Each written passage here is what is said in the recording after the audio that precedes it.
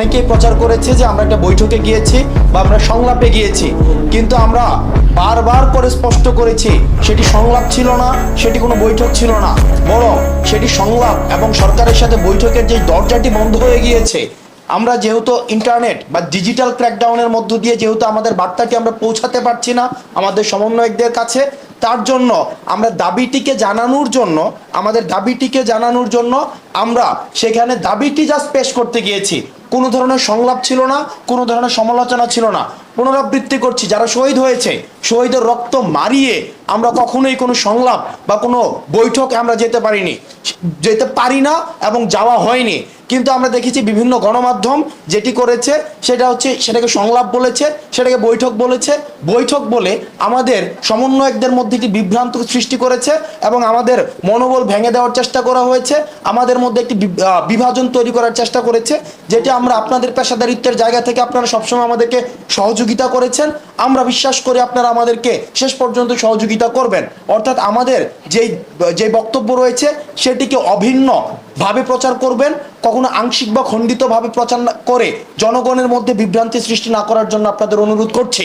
বৈষম্য বিরোধী ছাত্র আন্দোলন কখনোই সরকারের সাথে কোনো আলোচনায়, সমালোচনায়, কোনো বৈঠক, কোনো সংলাপে কখনোই যায়নি এবং যাবে না যতক্ষণ না পর্যন্ত আমাদের 8 দফা দাবি বাস্তবায়ন করা হবে। এবং আজকের এই পরিস্থিতিতে দাঁড়িয়ে, আন্দোলনের এই পরিস্থিতিতে দাঁড়িয়ে আমাদের পরবর্তীতে যেই বিষয়টি আমরা দেখছি, যেহেতু কারফিউ বিদ্যমান রয়েছে, কারফিউ বিদ্যমান থাকার কারণে শাটডাউন যে কর্মসূচিটা আমাদের ছিল, এই শাটডাউন কর্মসূচিটা আমরা রাখছি না। একটা আমার বিষয়, শাটডাউন কর্মসূচি থাকছে না, কিন্তু আমাদের পরবর্তী 48 ঘন্টার আমরা আলটিমেটাম দিচ্ছি। এই 48 ঘন্টা আলটিমেটামের মধ্যে আমাদের যে ডিজিটাল ক্র্যাকডাউনটি যে রয়েছে, ইন্টারনেট সংযোগ বিচ্ছিন্ন করা হয়েছে, আমরা চাই এই 48 ঘন্টার মধ্যে আমাদের ইন্টারনেট সংযোগটি আবার সচল করা হবে। এবং এই 48 ঘন্টার মধ্যে আমাদের ক্যাম্পাসে যে আইন শৃঙ্খলা রক্ষাকারী বাহিনীদেরকে সেখানে রাখা হয়েছে, তাদেরকে বাদ দিয়ে নিরাপত্তা নিশ্চিত করে আবাসিক হলগুলোকে খুলে দিতে হবে এবং সেইখানে শিক্ষার্থীদের আসার ব্যবস্থা করে দিতে হবে।